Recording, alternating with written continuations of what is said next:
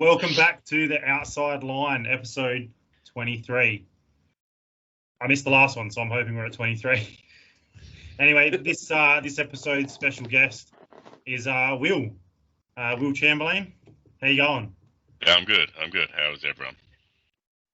Rocking it. Okay. We've brought you out of the shadows, out of the shadow realm behind the podcast into the forefront in your office building. Yeah, it's a bit fancy. I like it.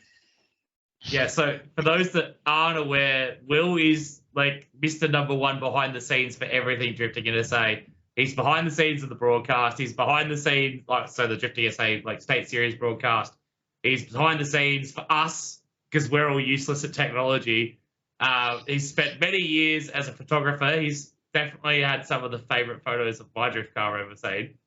And And now we forced him onto a podcast. Yeah, we didn't he's give him a choice. Comfortable. He's not comfortable. He got it thrust upon him. And then he's like, I don't know about this. And then next thing you know, I've set up 16 laptops so we can get this sorted. We need a photo of the setup. 3 laptops, 2 headsets. It was a work of art. That can be the photo we put up. The audio's not working. Yeah, we'll fix it. We'll fix it in post. And by we mean our guest Will. He'll fix it in post. Yeah. I'll make it work. All right, so Will, obviously the before Streamcraft and the live stream and all that, you were involved with drifting mainly as a photographer. Yep. For several years. I remember being back at Mount Gambier and stuff like that. I'm pretty sure you've been there for all of those and all that stuff. So 2 questions, I guess. How did you get into photography and how did you get into shooting drift cars? Well, I mean, photography, I don't know really. I did a little bit of it in high school, back in probably year 10. It was a subject, and most of the subjects I did back then were art design based, and photography was along those lines. So it was something that I decided I'd have a crack at, and that was in the dark room with 35mm film, old school cameras, probably showing how old I am now. But yeah, it was actually a subject in high school back when I was there. And as far as actually getting involved with drifting goes, again, show my age, late 90s, I actually lived in Malala. Yeah, right. Late 90s, early 2000s. I was on Balaclava Road, so you could literally hear the track from my house. Not much else to do out there. So on a weekend, you could probably hear some cars from the backyard, take a trip down to the track and see what's going on. I can't remember, when do you probably, before you pull on your guys' experience now, when drifting really started? 2002, 2003-ish. Okay. G1 started in 2003, so. Yeah. So I was probably living in Gawler by that point, but again, go out to Malala, whenever I could, really. And you'd see it as an exhibition, and obviously G1 started going, just watching those as a spectator. Just somehow just became attached to it. Like all of us, I guess, you get some sort of introduction to drift and you can't leave it. Nah. It gets sucked back in every time. Yeah, and now you've had a taste behind the wheel as well. So welcome to being even more broke. Yeah,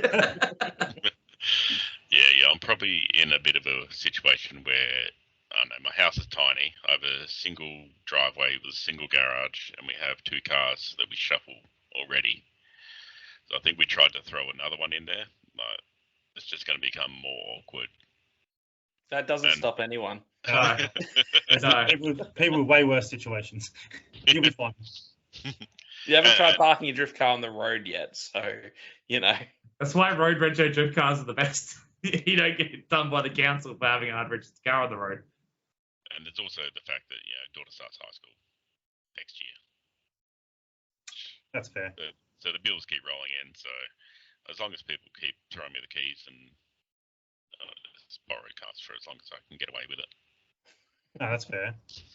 What would you sort of suggest to people wanting to get into, I guess, the photography side or videography side of motorsport, is there any sort of tips or tricks you'd suggest or things not to do? I mean, I guess with most things, practice makes perfect. Yeah. I mean, I've been doing this, I try to remember, I think I got my first camera probably about 10 years ago now. Seems like longer, but actually, no, it would have been more. It would be actually probably about 15 years ago. I bought like a digital camera, and yeah, just as a spectator, just started going out to Matsuris and again like some of the G1s. Just wherever I could, really just started on full automatic and start thinking, oh no, I don't like the way that shot looks. I want to try it, do something different. Start learning how to manipulate all the settings into things that I want it to do for the way I want things to look. I guess much like with driving, you start with the basics, and as your experience progresses, you learn different tricks and different settings and whatnot, and different lenses and all the. Yeah, and like a lot of people say, when you first start learning to drift, you don't go out and buy YFAB straight up. No. Like you don't go buy the full kit. You sort of progress and slowly adapt to what you have. Like my first camera, the camera plus 2 lenses, I think was $1,000. Yeah. Which now I've got lenses, one single lens that is worth 3 times that. So and and you thought drifting was going to be. Yeah, but You're already halfway there, buddy. They fit into a nice small space when you're not using them. Yeah. They're easy to hide and insure, and there's very little risk with them. So Sure. for people that are looking to get into photography and videography, like at events and stuff like that, like what is a good pathway, like an avenue to go through, like because you were for a long time, I think you still are, like running the media accreditation with DSA and stuff like that. So like if you go, oh, I've gone out and I've taken, I've gone out a couple of times with my mates, taken some photos from the stands, and like you want to get one of them fancy pink vests, what's the way to go about doing that? Well, yeah, we're very lucky with the fact that the Drifting SA series, we run at our own insurance under races, so you don't need your Motorsport Australia and your AASA accreditation. It's a form through races that we fill out. We check over your work, check over your experience, and make sure you're a decent human being, and you can come out and join the trackside and listen to some basic safety instructions. Like, we're pretty lucky the tracks that we have here are pretty good. Like, you'd have to be doing something pretty stupid to get yourself in a dangerous situation. It's not like when I first started, probably as far as the accreditation side of things go, like shooting at Malala, there's 8-foot high fences everywhere. So if you're a spectator, unless you're trying to shoot from up in the stands or down to the old turn 2 pit entry where you quite often get a few people gathering, there's not really a lot like you can get through without trying to shoot through a fence. Yeah. Whereas at least like Taylor Bend, everything's waist height. So I know there's definitely a lot of photographers that come out just as a spectator, like every round, and they'll just shoot from the spectator areas because it's literally a couple of meters, like further away from the access that the accredited photographers have. Yeah, right. And so one thing I'll chuck in quickly before I forget is just the thing with you, Will, especially. I think I've said it to you a couple of years ago, but the thing I love, like you just said, there's so many people gather on turn 2 at Malala, for example. One thing I noticed you did quite a few years ago was those behind the scenes photos and a lot of like pit photos and all that sort of stuff. And it's one thing I noticed years ago, and like I said, I mentioned it to you back then, but I reckon that was where your photography for me stood out so much more at the time, especially because of that sort of thing. It wasn't just every person's car doing turn 2 at Malala. It was the people under their cars working on them and their family in the background and stuff like that. And they're the photos that surprisingly I love looking through nowadays because a lot of people have, taken up that sort of, that side of it and do the same sort of thing now as well. But they're the photos I love seeing because then you see your kids and your partners and that in there, and it's not just you in your car for the 400th time. It's those behind the scenes memory photos out the window. Yeah, and it's just like people with vlogging now. A lot of people, I watch a vlog and I skip through the driving parts. I love watching the people work on their cars or hang with their friends working on their stuff rather than the driving because it just gets so repetitive sometimes. And I guess for you, maybe with photography, does it get a bit like that as well, though? Like, because it is just car after car or whatnot, you go and you start looking for those other things to photograph. Is that? Yeah, absolutely. Like, I guess the whole point of putting up an album for an event is to showcase everything that went on that weekend. Yeah. And I don't want to put up 600 photos of the same couple of corners. And I mean, like an event like Oktoberfest that just went, there's 150 entrants. You put up 2 photos of each entrant, that's instantly like a 300 photo album. Yeah. And that's just showing cars that are on the track.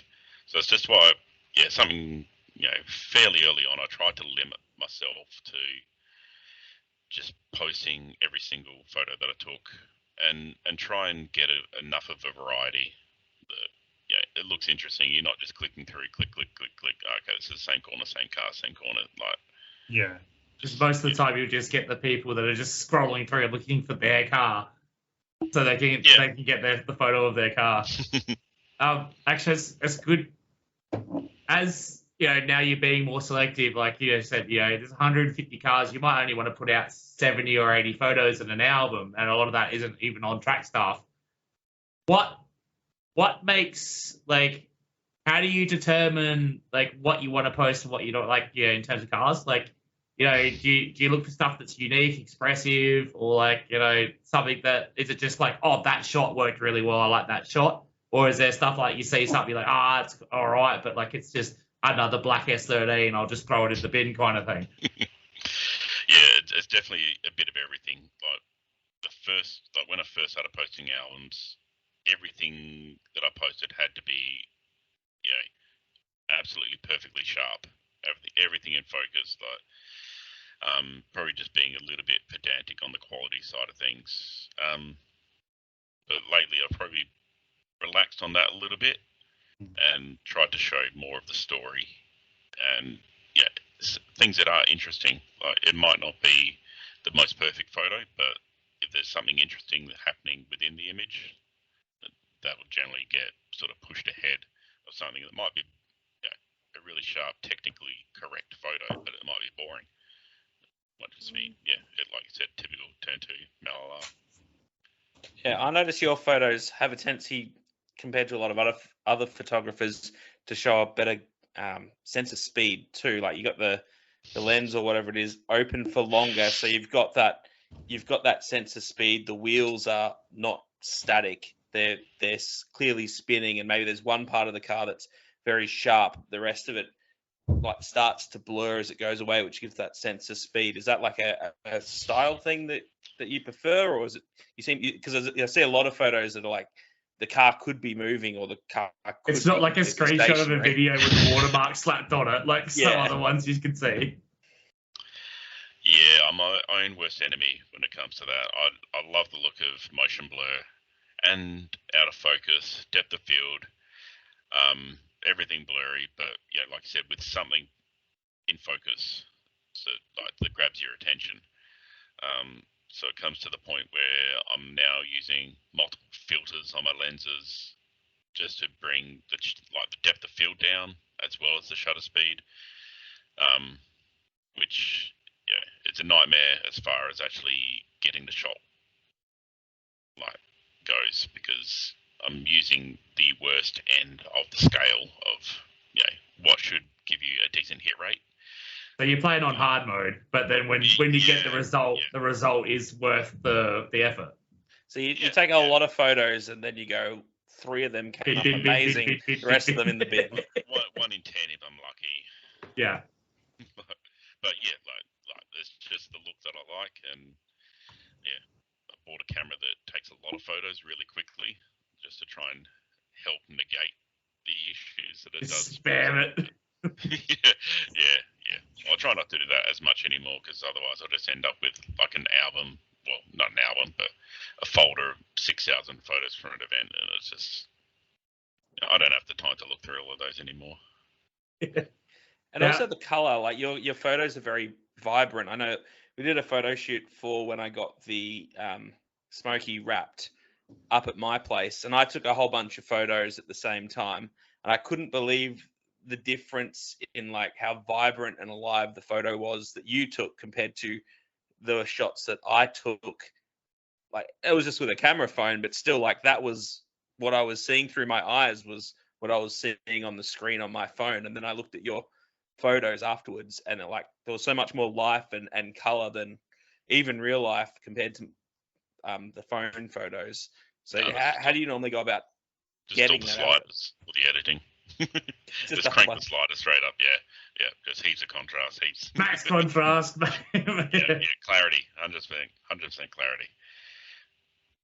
All right. Well, just quickly before because obviously you are behind the streams. We are behind the streams. But behind the scenes with like Streamcraft and all streaming. Just another point to touch on. It's something that I've talked a lot about, especially in commentary, but I'm also really bad at actually doing it. If someone sees like a really great photo of their car from you, and like rather than just screenshotting it or using the Facebook download thing and then popping up as a cover photo, like what is like an avenue that someone should go about, like if they want to actually like purchase a full res image to like so they can get it printed or something like that? Yeah, I mean, just slip me a DM and go, how much for this? Or yeah, exactly. I'm pretty sure all the photographers do it at some point. To me it's a necessary evil. Like it's sort of a weird one. Like when I first started charging for photos, because I was going out there just for fun. I was doing it because I enjoyed it. But at the same time, you're out like when you're doing events like motorsport, the motorsport festivals, and your Shannon Nationals. Like there are professional guys out there doing it as a job, and sort of you just rock up there. I'm just going to give away these photos for free. Like you sort of piss off people pretty quickly. So yeah, it's sort of it's hard to explain, but yeah, you don't want to piss people off, and you want to be paid for your time as well. You got to value yourself too, particularly if you think you're getting up to the level of skill. Like obviously, you're just starting out. That's one thing, but if you think you got a fair bit of skill and these photos are looking good and etc., you've got to be able to value yourself too. Yeah. And sort of at what point do you draw the line and think, okay, I'm worth doing this now? A lot of these guys don't charge huge amount. I know I've spoken to Craig a few times and bought some photos, and like it wasn't a lot of money, but it was paid for his food for lunch or something like that, and those kind of guys and yourself obviously are out there for fun, but if they can get a little bit of something covered and they obviously feel the appreciation too of someone thought this photo was good enough to buy, that feels good. And we all know drifters are broke already. Yeah.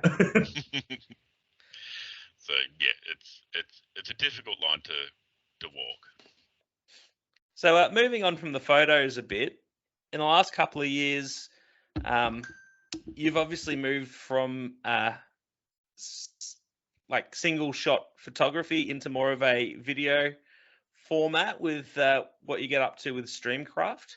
How did that come about? I think I was around for a part of it, but why don't you tell us the story of how you guys started shooting the live stream?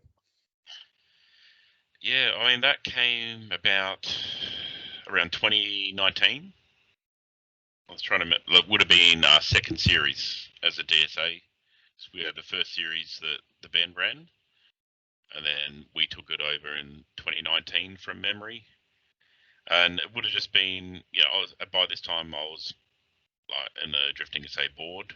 I was, looking after the media and I think it was possibly Stewie, or I think Ozzy may have been president at the time. Yeah. And just threw it out there, could we do a live stream? Is it something that's possible? Bet sponsors coming on board, something to help get the series out there in the public eye. So yeah, that would have been back around 2019, and it was literally myself, possibly one. I remember Luke Cocker came on pretty early. And yeah, it was just this shitty old JVC Handycam I bought when my daughter was born. So this thing was already probably 8 years old. I remember that camera because it had a dicky port, so you had to like tape the cable to the camera so that it didn't like drop the signal. Yeah, HDMI. It's still a pain in our ass at the moment. Something we're trying to steer away from. But even the laptop, because actually I reckon we used my wife's old laptop, which was a few years old at the time, and it would take 10-15 minutes to boot up, but once it was running, it was okay. But I just did not trust the thing. I reckon we borrowed your shared computer for a bit of tape. Yep. Just a single camera, just up on the balcony. Actually, I reckon the first stream was at Taylor Bend, just up on the balcony. Yep. Trying to pick up the commentary through the PA speakers. And we couldn't have anyone up on the balcony because the whole thing would shake the camera, and then you couldn't have the mic too close to anyone because if someone was shit talking, it would pick it up on the mic. Up from the live stream. Yeah. So we actually before that, not many people would know this. The first live stream we actually did was actually for Glitter Gang. Technically, it wasn't for them. It was for the state series. We were just sort of testing, just seeing it was something that was possibly feasible. I think we just put it up in their closed group or something like that when they had a day out at Malala. And surely. So that would have been that 2019 series. Then it was around 2020, sort of late 2020. I sort of got to know Marcus a bit. So he'd come out and done a little bit of videography and some stuff for a couple of events. And someone mentioned, I'm pretty sure he's got a little 4-channel HDMI switcher, which is something that we're looking at getting because, before that we had a single camera. So someone's just doing this the whole time, following the action. Which we know how much, like, just absolutely smashing a pan across back to the start line looks amazing. Doesn't give anyone motion sickness.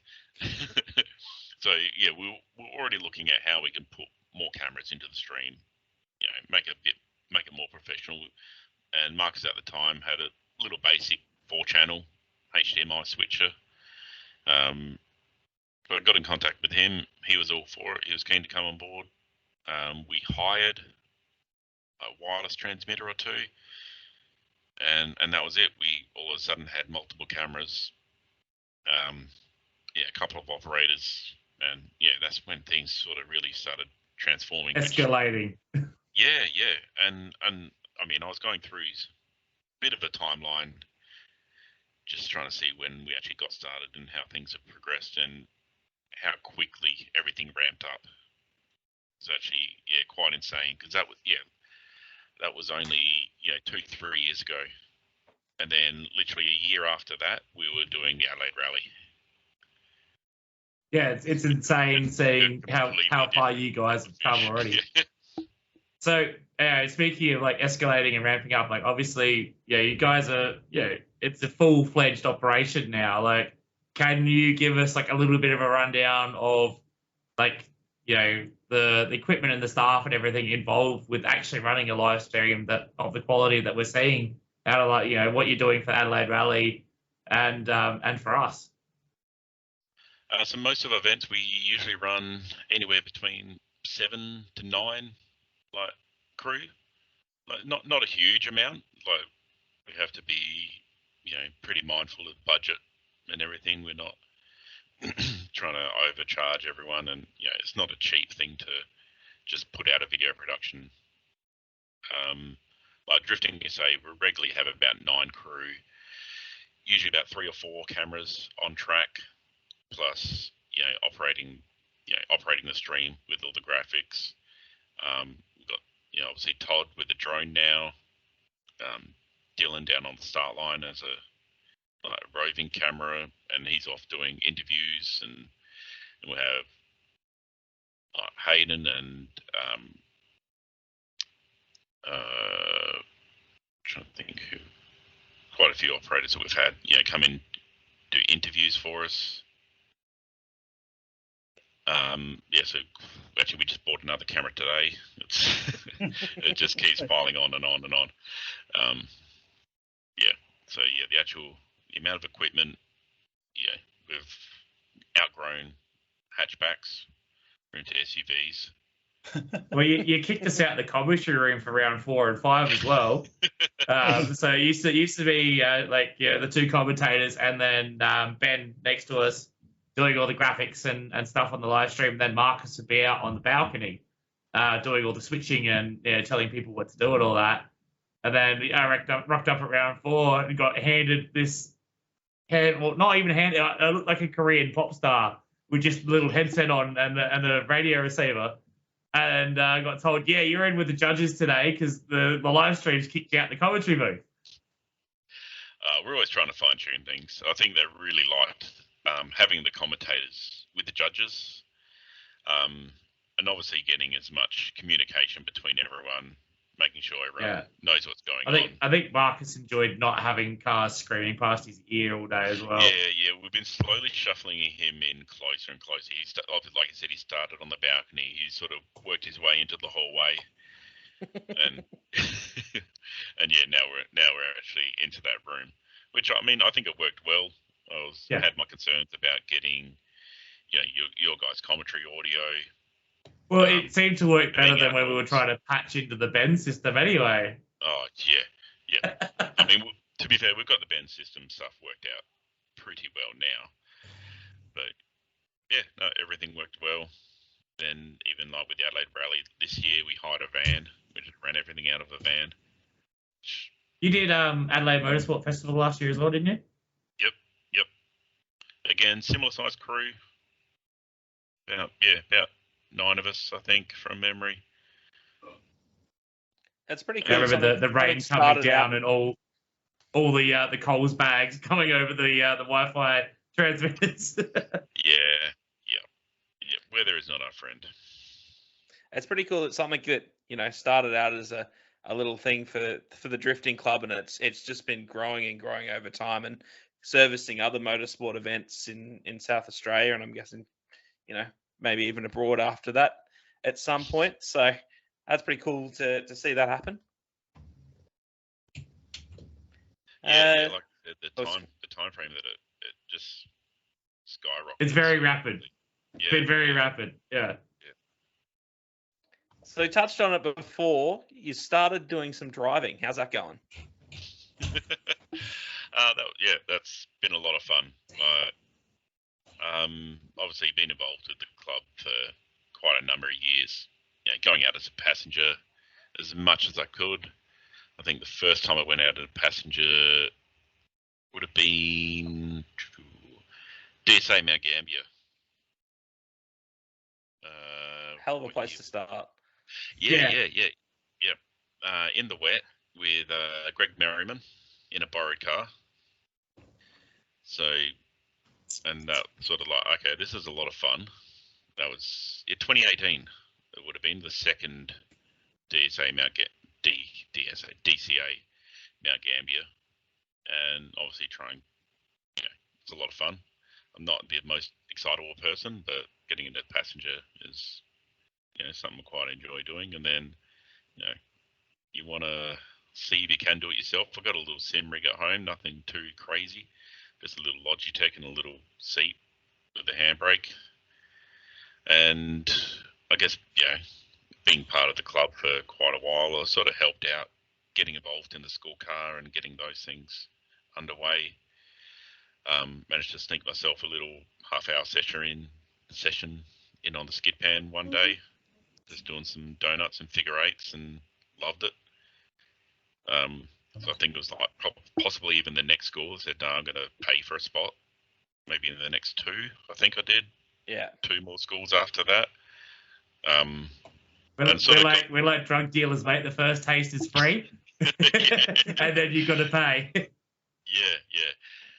Because I remember the first time I did it, donuts I got straight away, but then I was trying to do figure eights for about 15 minutes or so, and I was just almost there, not quite. So no, I want to have another go. So I'm sure I can do a figure eight. So I did another session, 30, 40-minute session, whatever it is, doing figure eights. And I was like, okay, this is fun. Then we had a 2-day event at Malalar. Okay, I'll do another one. But that actually sold out. So it sort of became, okay, we'll just give you another spot at the end, which turned out to be the full peanut track at the Malalar skid pan.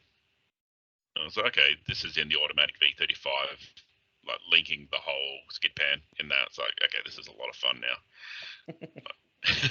So, yeah. Where do you go from here? And okay, it's all downhill from here. Yeah, That's where you go. You end up like us with multiple cars in many different states of disrepair and going, where's all my money gone? Yeah. That's right, the broken thing in my shed. Yes. So I think it was only like a month later, another Tail and Ben skid pan day. Kale let me have a go of his manual V35, which from memory was raining a lot, and I was getting really frustrated because I was just trying to, on the main, the advanced, skid pan, just trying to get that first corner and just constantly looping out. So was not really enjoying it that much because I was just looping out you line up again, you get one more crack at it and spin again. It's like, but then I think it dried out, and then it was the school open skid pan, so you're doing the full little mini Mahan. Okay, so put another set of tyres on and managed to go and have a bit of fun doing that in a manual.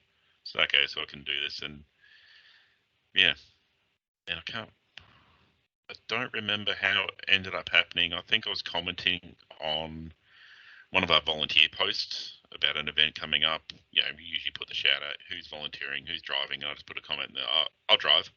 I just didn't think anything of it. And Tate's like, okay. Hang on, is he being sarcastic, or is like and Tate thankfully lent me the keys to the R32, so something with a bit of power, and had a bit of fun in that. Yeah, I think we did skid pan in it, and you did really well. And then I can't remember if it was the same event or a different event later. I said, you can drive it again. And you're like, oh, cool. And then I'm like, but I don't have time to do the skid pan because I want you to go out and main track, and I only have one session that's free. So you're going on the main track. Yeah, and that's right. It was not running right first thing in the morning. Yeah, it does that. Yeah, so we ended up going out. Yeah, so we ended up going out in the advanced session. Yeah. But I didn't hit anyone. No, you did well. I don't think I got in the way too much. So just sort of drove within my limits, and that's good. That's what you want to do. You want to drive within your limits, especially when it's not your car. Yeah. I'm not doing turn one. So has now driving yourself given you like a different perspective that's helped like with the photography? Like you kind of understand it a little bit more, that you can kind of like go, oh, this is this, so like I can do this, or did you already had it sussed from watching from the outside long enough to go, oh, this is what's going to happen here, kind of thing? To be fair, I think a few years of passenger laps, I probably already had the feeling and the way things moved, but fairly well figured out. Yeah. Which obviously helped, like getting behind the wheel and trying to drive myself. Like the sim stuff helped a bit. It was more of an appreciation of how hard it actually is to do. Yeah. Definitely, you guys make it look a lot easier than what it actually is. Before we go much further, I got to love and leave yous. But Will, it's great talking to you. 10 minutes late. I'm definitely 10 minutes late already, but enjoy the rest of your guys' conversation. I'll definitely be listening to it on the Spotify. So have fun, and we'll see you on the next one. Bye. I'll see you at work tomorrow. Yes, it will, bro. All right, says. All right. Well, now that Jack's loved us and left us, maybe we should move on to round 4 or 5. Have a chat about that. Yeah. What you're up in the tower? I didn't get to see that much of it other than my own runs, Ben. Why don't you give me a little rundown? Don't make me remember. That was so long, so long ago. No, it was a whole month now. Yeah, lots of stuff. It's Christmas time, man. Like my mind is so far away from drifting right now. But yeah, so round 4 or 5, double header. The only thing I do remember is championship implications. Oh, yep.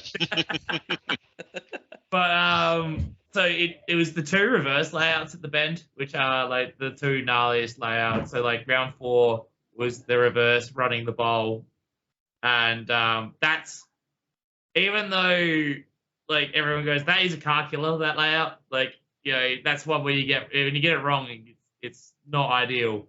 And a lot of people say, oh, that should be the final layout, like, because obviously double header, 2 days. You know, if you break your car on the Saturday, Sunday's not going to go well for you either. And a lot of people say, oh yeah, there's so much carnage and so much damage. Why don't we do this on the Sunday? And then they go out on Sunday and you're doing what are you doing? Like 140, 145 over a blind crest into a dip.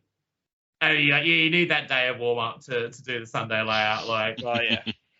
You're not going out cold on a Saturday morning and doing the reverse over the hill. Well, normally with the round 4 layout, it's usually first practice that people start writing themselves off, because every lap if you can. He only did first practice. But yeah, so it seemed to be like once people got the groove of round 4, they were okay. It's the first, like, I swear I watched one guy, I can't remember who it was, but it was like the second lap of practice, and he went way too deep, smashed into the wall, and then had to do the old reverse back to pits because you broke your front caster arm. And I'm just like, you don't need to be near the wall this early. But once people seem to get that under control and they get their eye in, round 4's not too bad. Yeah, it's a very flowy layout once you get your head around. Like once you get that groove and get the flow going. Like by the time we got into, you know, even like top 16 in both classes, L1 and L2, like it was very, very consistent, especially in the lead, like the whole afternoon. Like once we got into the pointy end of stuff, it was one of those days where like as long as you couldn't win on a lead run because everyone was just nailing it. Like, you know, everyone was doing, you know, a 90+ point run like every lap in the lead, and it all just came down to like the chases like all day. Like no one won on leads unless, you know, someone made a massive mistake, but then it was all won like in the chase runs, which is wild to see, but it is definitely one of those layouts that makes the judges really like earn their paycheck or earn their volunteer payment.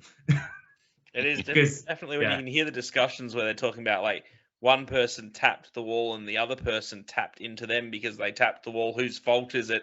Whose fault is it because someone straightened and we will talk. You hear discussions about whether someone lifted on the transition or before the transition or after the transition, and whether that was enough. Like that was how nitpicky they were having to be because it's 3-4 corners and it flows really well. So you do need to start judging to that level of like nitpickiness, I guess, to determine between cars. Otherwise, you just have reruns all day long. Yeah, it's not a crazy technical layout compared to some of them that we run. Yeah. So you really got to start compared to Sunday where you're going fourth gear to almost at a standstill as you come through the end of that sweeper into the infield section. You're dropping over 100 k's an hour like in drift on an entry, like. Yeah, and then that's technical. That plays with your mind too because you're going downhill towards a corner on the throttle. Yeah, behind the car, going, when's he going to start slowing down? Because I need to start slowing down when he does, but not before because then I'll look like a bitch and I'll get docked points. So I think round 4, we had Matt Harvey and Luke Viersma in the final. Yeah, they were some crazy finals. Yeah, Those absolutely battles. insane. And the pit stop when they changed their The tires, pit stop was that was brilliant. supreme. That was ideal. But yeah, so it was great to see Matt Harvey come over from Tassie. He's been talking about doing it for a while. Obviously, he had that injury that stopped him driving for almost a year, like over 6 months. So it's good to see him back in the seat for one and driving again, and coming over to Adelaide and putting his money where his mouth is, because he came over and like watching him and Luke drive. Like obviously it was a repeat of the final from World Time Attack. Like they're two of the best drivers in the country, and watching them go absolutely mental on that layout, because again it was the layout that like you had to push so hard to make a difference. But yeah, it was absolutely stunning. Like it was one of the best. It was like the Miller Jake Jones battles from that layout in the wet from two or 3 years ago. Like it was that level of hype. It was sick. Yeah, and you could see like Luke wanted it because he knew he had to do everything to keep his championship hopes alive, and he was not going to let it go. He was, as they both come down to the wall, as they came up to the wall. Luke, I think, hit Matt just trying to dive onto his door, and like so close, and they're all within like millimeters of the wall the whole time. So it was just an intense battle. Yeah, it was insane, and it was a really strong way to finish the Saturday. And I was happy because I didn't have to do presentations until Sunday, so I was like, yeah, sweet, that's done. But that was sick. And then obviously we backed it back out again on the Sunday for round 5, and everyone had sore heads and went out and did some drifting. Yeah, and that round 5 layout, like we're talking about, it's just something completely different, like compared to, I don't know, just going down that hill. You can't see where you're supposed to transition, and you're kind of guessing with the initiation. You're like, yep, this feels like the right spot. And then accelerating down that hill, just looking at that left-hander going, just hold off on that transition just a bit longer, and then snap it across and nail the throttle to stay on the track. It's a hell of a roller coaster, that one. Yeah, it's sick. And then you go into like the slower section on the track as well, like through that infield section on the left nut, right nut, left nut. Anyway, one of them. That's the vanes. The vanes. Yeah, but it goes through the nut. It's all about perspective. But yeah, you go from like, I saw I think it was Trent Forrester, like an in-car video from him, and he was back to first gear through that. So he's gone from like 4th gear on the entry back to first gear through the corner. Like it just shows like the speed differential through that layout. Yeah, that's definitely one of the layouts where, I mean, a good drift track, generally you start fast and slow down throughout the whole layout. And that one is certainly an extreme version. Yeah, and then you just finish off with the power skid through the last sweeper. Love a good power skid. Oh, yeah. Speaking of power skids, I don't think we're allowed to do victory skids anymore, from what I've heard. No more victory skids. Some people not at the bend, anyway. Carried away. Oh, yeah. Malala's fine.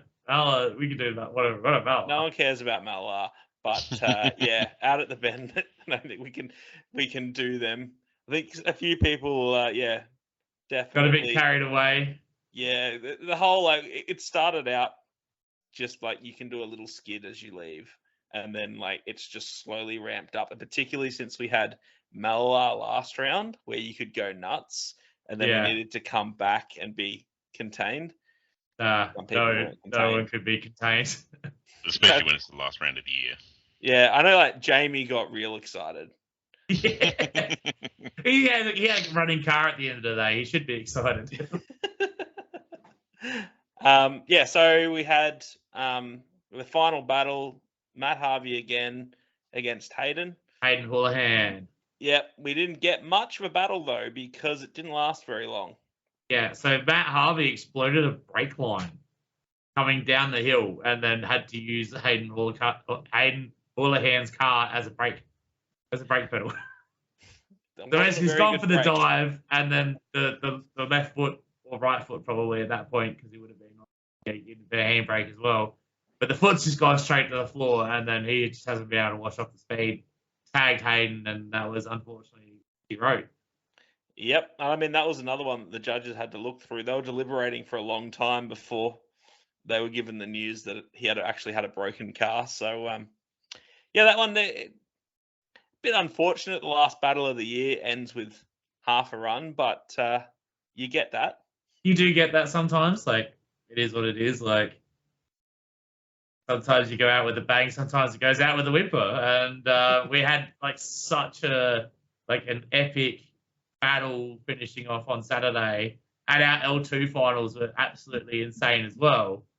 So then, yeah, you get so hyped. You're like, yeah. And it's like, oh, there's big contact. What's going on here? And then they're not coming back out. Like, what do you mean they're not coming back out? I saved some voice left for this, and then it was like no more. Yeah. So overall, though, bloody good weekend. It was a sick weekend. And if you want to know the championship and you're not good at math like me, come to the DSA Christmas party, possibly before or after this gets released. Who knows? Because we're having audio issues. So it could be longer. But it is this Saturday if it's before the 15th. Yeah, I think there's still tickets available. It's at the General Havelock. And I don't know. On Hutt Street. Just rock up. It's gonna don't just rock up. She'll kill you. You can eat my food because I won't be there until after food is done. Don't say that. Renee will stab you. But I'm getting 2 wristbands, so I'm having 2 drinks. It's going to be the 16th, so hopefully you're watching this before the 16th, and then can buy tickets and go. If not, we had a sick time together. If not, find us at the Cass on the 17th. Yep. And then we had Locktoberfest, which was a massive event with, I think it was like 170 drivers, completely sold out. Yeah, I missed that one, unfortunately. You missed that one? I was interstate. There was, last Locktoberfest, you'd get to like Sunday morning, be like 10, 11 o'clock, there'd be 2 cars on track. And that would just stay like that all day. There was a lineup every single time to go out on track. There would be, each session had 20 cars. I don't know why all these cars are managing to make it all the way through the weekend. Do you think some people sacrificed their Saturday to like make sure they were good on Sunday? There was no sacrificing going on. Ask Landon. There was nothing left in these guys' tanks. Maybe it's the number of stock Falcons that were out there that was the the new thing. It's the new meta. But yeah, there was a lot of people out there, so it was good to see everyone keen to thrash for a weekend. It's always a good time. It's always a fucking sick party. Like, just to let loose right at the end of the year. Like, there's no more comps. There's no more anything to worry about. Like, in all reality, there's no events until, February, March next year. So if you really go and do something stupid, you've got some time up your sleeve. But, every Locktoberfest I've gone to, it's been pretty wild. But even I had to bail early. I only made it the Saturday, and everyone was quite well behaved. Like, it looked like Sunday was still going to be a good turnout because there was still a lot of drivers on the Saturday that still had functioning cars after already a day and a half because there was the Friday night as well. We had a Commodore that had on the fly adjustment for its front camber. I don't know why. We pulled him in once. I spotted it from race control. Did it have Max Speedy Boys in the front? They do that. It was a red VS Commodore. Yeah, I remember actually flicking through photos of that, and you just see the front wheel just all of a sudden around the corner. Commodore Knuckles, they adjust their camber because they're a solid strut top. So they have their factory camber adjustment in where the knuckle meets the coilover. And the cheap coilovers aren't quite spec'd right. So even if you crank them up, they will just work themselves loose and just go. So we put him in the pits once, and we're like, "You need to fix it." He's like, "Oh, I'll fix it." It comes out the next session. It's doing it again. We're like, if he crashes, he crashes. And then I look across. There's another Ute doing the same thing. I'm like, it's a Commodore thing. Yeah. So do we have any plans for next year? Got a whole 2-3 weeks, and then we're straight I into have the next plans, year. but it's me, so they'll change 16 times before New Year's. That's a good point. We bought some doors and fenders apparently, so I've bought some stuff and some things, and so I have one good car because I'm currently dailying my other drift car because I swapped my Magna for a Land Cruiser, and the Land Cruiser has no center muffler, so I get gassed every time I drive it. And I drove to Morford Vale and back to get a Christmas present, and I had to stop and pull over and have some fresh air because I thought I was going to throw up. I'm like, I'm not driving this until I put a muffler in it. So I put Rego on the V6 car, and I've been driving around with like smashed guards, and like I just pulled it out enough to make it look like a car. And everyone goes, "How have you not been defected?" I'm like, I'm driving in Elizabeth. They have real crime to deal with. Well, we do have a calendar for next year out. I'm pretty sure that Renee's put. It's on the Yeah. Drifting SA Facebook page. Maybe if Will's doing audio stuff, we have a blank spot where Jack was. We could put the calendar in and post. Yeah, that's we a could lot of actually. effort. No, that shouldn't take me too long, actually. Yeah. Just remember to use the right keyboard because I've got 2 bloody laptops. But it's the same, basically the same schedule as this year in terms of like the actual competition. So we've got 2 rounds at the Bend, then a round of Malala for round 3, and then the double header to finish off the year once again. We have a bunch of super schools though. That's something a bit different. Yeah, that's the big difference. Yeah.